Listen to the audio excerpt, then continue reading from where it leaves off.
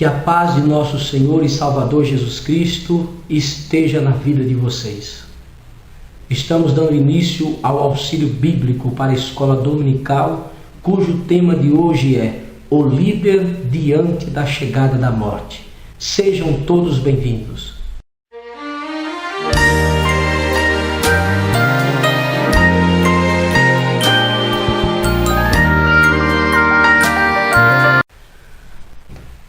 Vemos que depois que Paulo escreveu a Timóteo na segunda carta acerca da corrupção dos últimos dias que haveria de dominar o mundo, Paulo chama a atenção do seu discípulo amado para alguns aspectos preocupantes da realidade que viria sobre a igreja do Senhor Jesus Cristo, não somente em Éfeso, na Ásia Menor, mas em todo o mundo, como se depreende Paulo do seu ensino pastoral.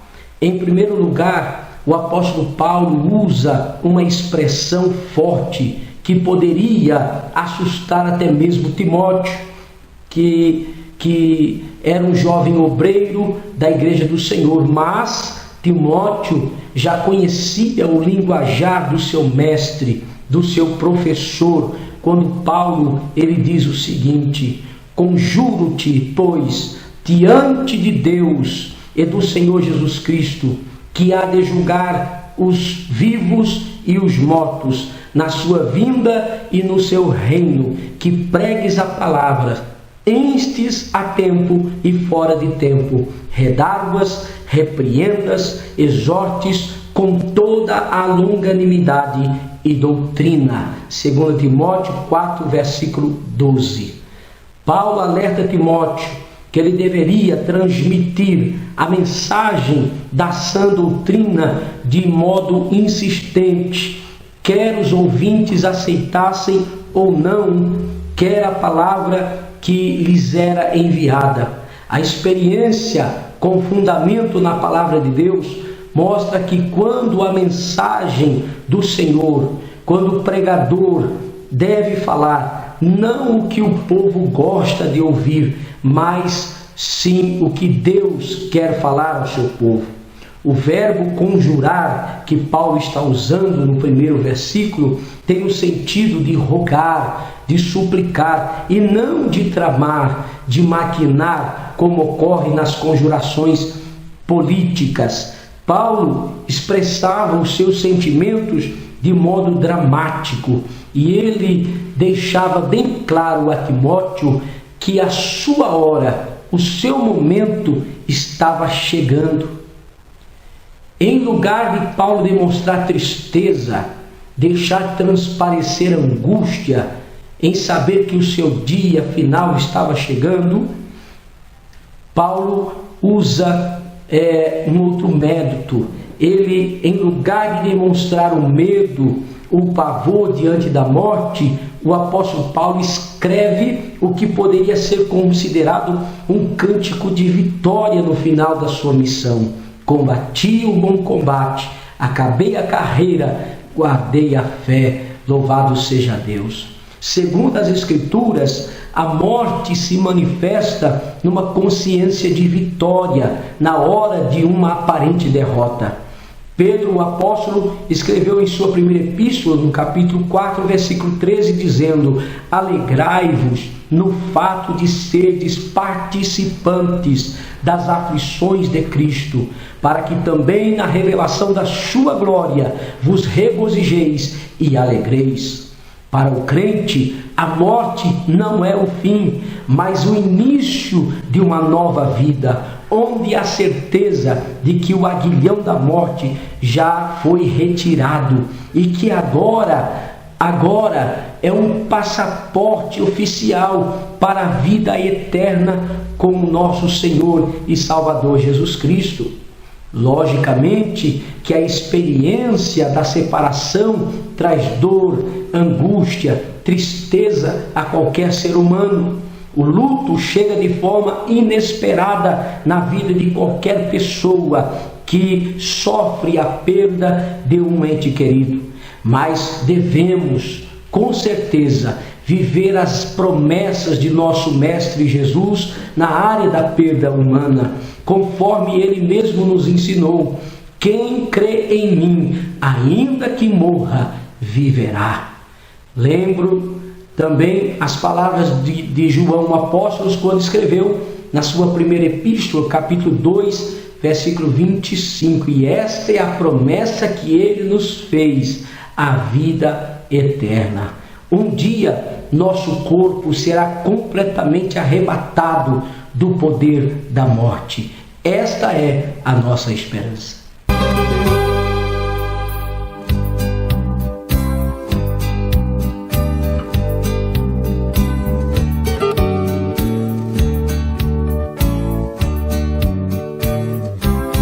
Nós verificamos que em alguns trechos da carta do apóstolo Paulo, ele afirmava que estava morto para o mundo e vivo no serviço do Senhor Jesus Cristo. Entretanto, o tom presente nesta segunda carta a Timóteo parece mais grave e mais sério, pois nesse trecho da epístola de Paulo a Timóteo há algumas formas literárias que nos ajudam a descrever a gravidade desse tom na epístola, bem como em outras semelhantes. Primeiro, nós vamos encontrar o reconhecimento de que a morte está próxima. Segundo, vamos encontrar as advertências sobre a vinda dos falsos doutores.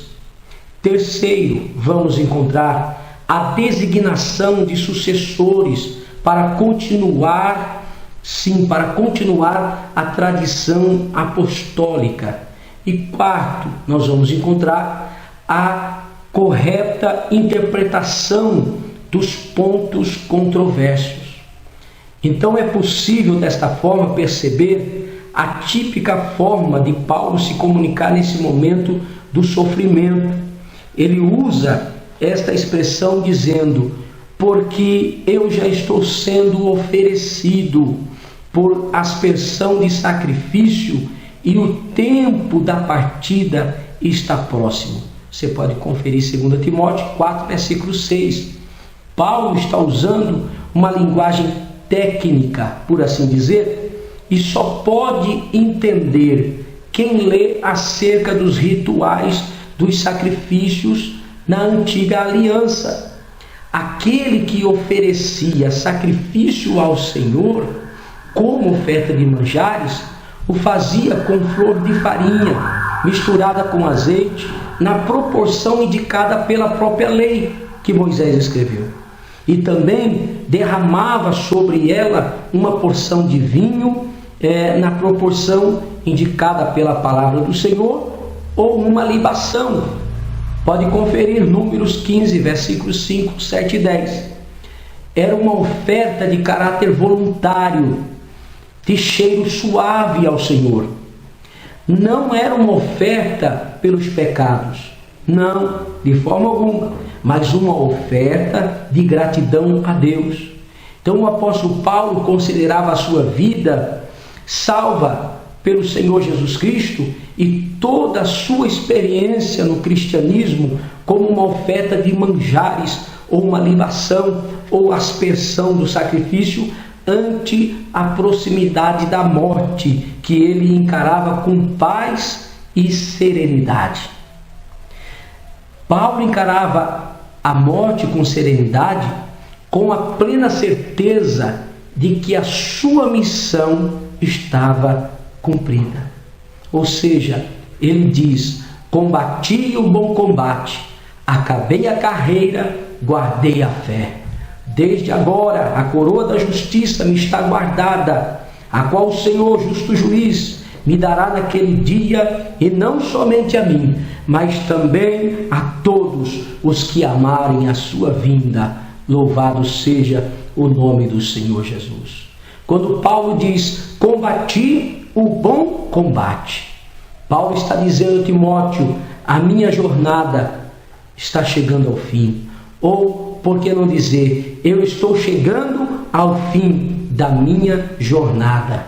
Como servo de Deus, como um apóstolo do Senhor, como fiel testemunha do reino de Deus, como um lutador que enfrentava a luta. Na arena havia combatido o bom combate, ou seja, o bom combate da fé. O apóstolo Paulo, ele conhecia muito bem as competições atléticas de sua época.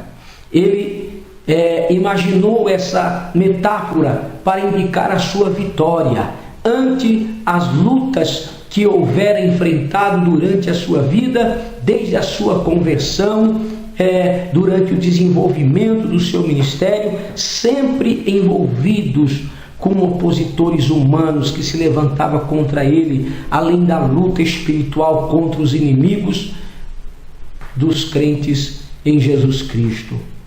Paulo, o apóstolo, ele no seu combate da fé era com certeza em defesa da igreja, sempre foi, lutando pelos irmãos em Cristo Jesus. Quando Paulo diz, combati o bom combate, acabei a carreira, esta palavra carreira no original está indicando que Paulo se referia à pista de corrida nas competições em Atenas, em Roma ou em outras cidades que ele conhecia muito bem. Em sua carreira ou corrida, Paulo diz que ele não olhava para trás, ele olhava para Jesus, mas ele olhava, conforme ele escreveu em Filipenses capítulo 3, que ele olhava para as coisas que estavam diante dele, prosseguindo para o alvo, pelo prêmio da soberana vocação de Deus em Cristo Jesus. Muitos têm começado a carreira da vida cristã, mas desistem diante dos obstáculos, das dificuldades e dos problemas que surgem pela sua frente. Então, quando Paulo diz, combati o bom combate, acabei a carreira, guardei a fé, Paulo quis dizer que não apenas lutou o bom combate, mas ele concluiu, ele terminou a carreira, mas não o fez de qualquer maneira, de qualquer forma, ele guardou a fé. Isso quer dizer que ele foi fiel a Deus em todos os aspectos, em todas as circunstâncias de sua vida cristã. Ele não se embaraçou com os negócios dessa vida, mas ele militou de forma legítima, e disto ele tinha consciência que agora o que lhe aguardava era a coroa da justiça que estava aguardada, do qual a sua esperança era essa, do qual o Senhor, o justo juiz, me dará naquele dia. Louvado seja o nome do Senhor.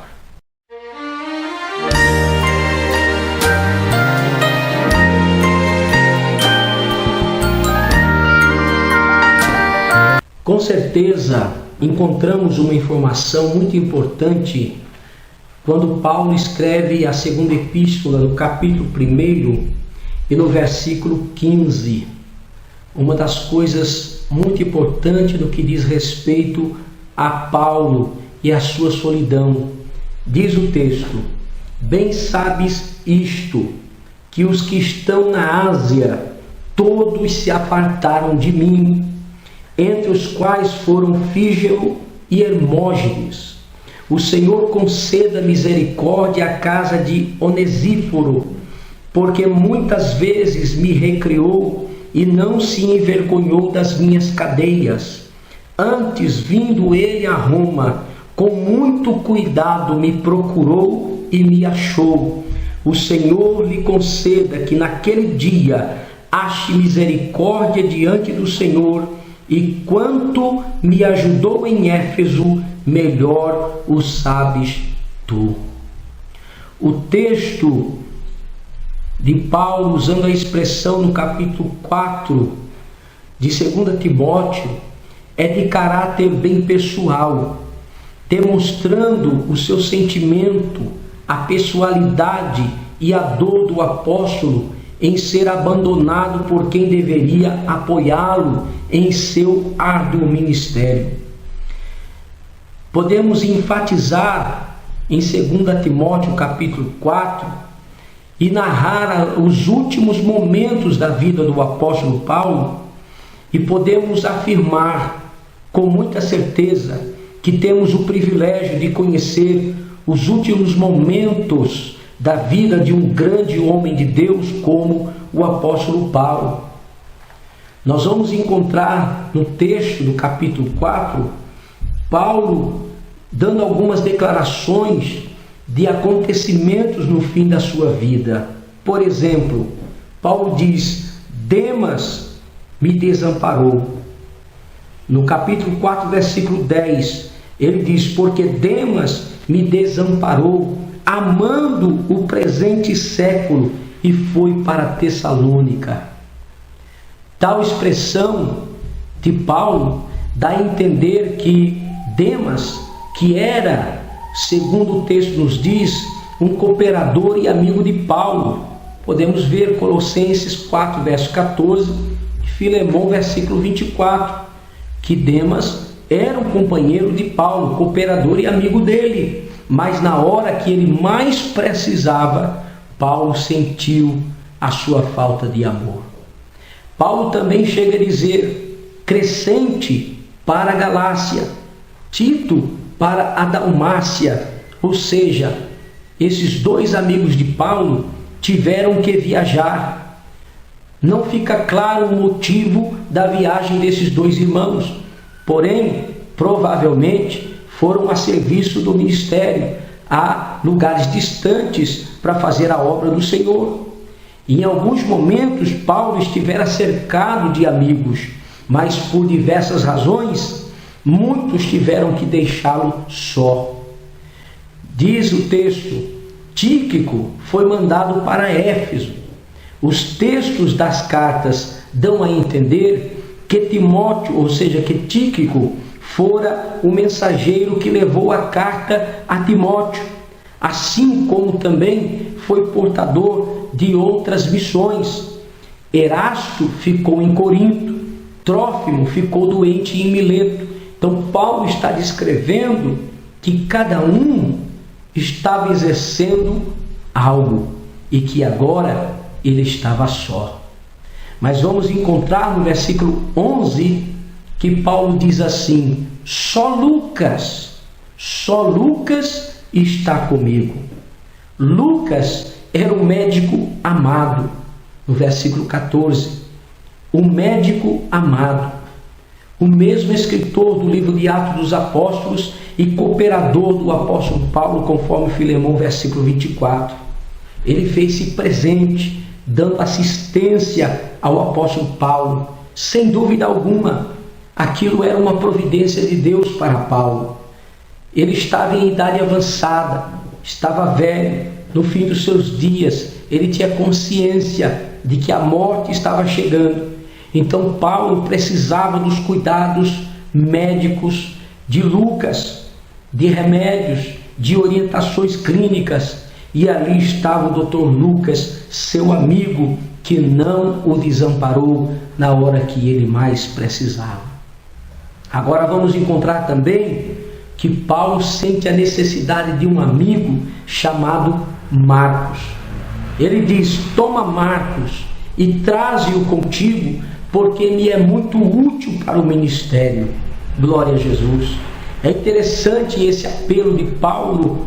Marcos, ou João Marcos, que era filho de Maria, conforme Atos capítulo 12, versículo 12, era um jovem obreiro que por seus impulsos deixou de acompanhar Paulo em uma das suas viagens missionárias, o que muito lhe desagradou e causou até contendas entre Paulo e Barnabé. Foi um incidente muito desagradável entre aqueles irmãos, a partida de Marcos. Mas na carta em apreço, o apóstolo Paulo está demonstrando que deve ele ter refletido sobre Marcos e conclui que, apesar do acontecimento que ficou para trás, aquele jovem obreiro lhe era muito útil ao seu ministério.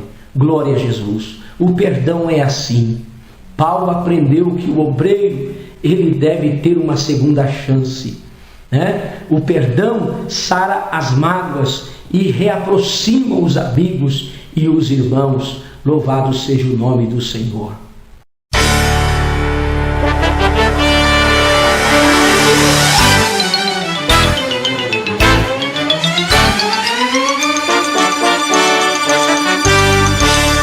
A graça seja convosco. São as palavras, ou por que não dizer as últimas palavras de Paulo nas Escrituras, registrada enquanto ele aguardava o seu martírio num cárcere romano. Do ponto de vista do mundo, a vida do apóstolo Paulo estava para terminar como que num trágico fracasso. Pois durante 30 anos da sua vida, o apóstolo Paulo tinha deixado tudo por amor a Cristo. Pouca coisa ele ganhou com isto, a não ser grandes perseguições, sofrimentos e até mesmo inimizades dos seus próprios irmãos. A sua missão e a sua pregação aos gentios trouxe um resultado no estabelecimento de um bom número de igrejas, mas muitas dessas igrejas estavam decaindo em sua lealdade a ele e à fé apostólica. Agora no cárcere, depois de todos os seus leais amigos o deixarem, a não ser Lucas que estivera com ele, ele aguarda a sua morte.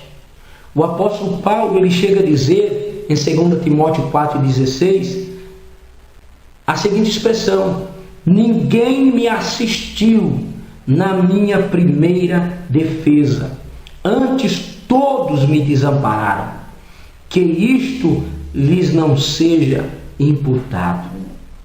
Na situação em que Paulo escreveu esta carta, ele estava respondendo a um processo judicial e ele esperava, aguardava o julgamento final.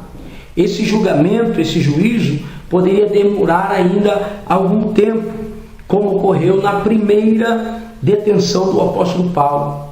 Por isso, por esta razão, ele diz a Timóteo que ele deve voltar depressa.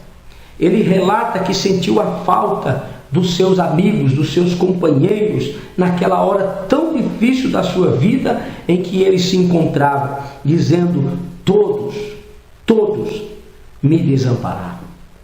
Parece que até mesmo Tíquico e Lucas, o médico amado, não se encontrava na cidade quando Paulo compareceu àquela audiência. Mas uma coisa podemos observar que Paulo deixa bem claro, é que ele tinha consigo a plena certeza e convicção da presença de Jesus Cristo em sua vida. Ele chega a dizer: mas o Senhor assistiu-me e fortaleceu-me para que por mim fosse cumprida a pregação e todos os gentios a ouvissem, e fiquei livre da boca do leão. Louvado seja o nome do Senhor.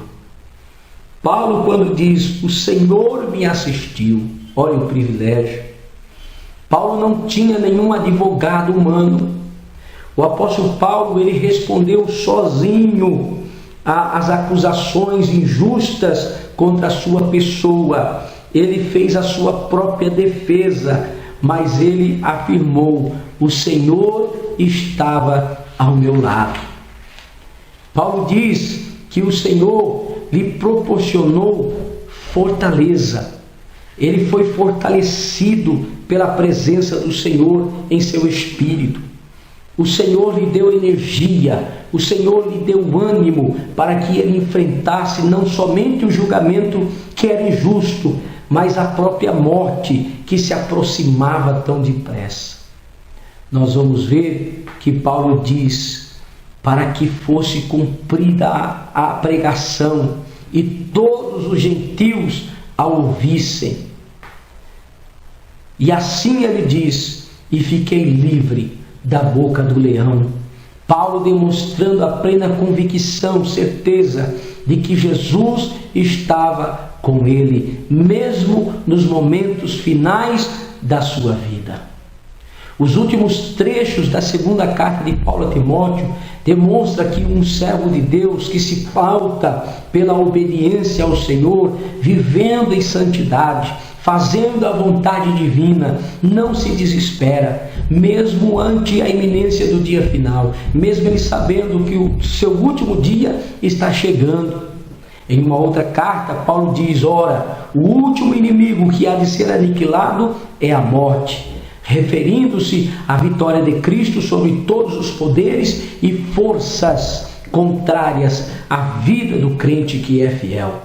Mas Paulo tinha consciência de que a morte física aniquilava apenas o corpo, mas o seu espírito e a sua alma, ou seja, o homem interior, estavam guardados em Cristo Jesus, o nosso Salvador. Que esta seja a nossa esperança em Cristo Jesus.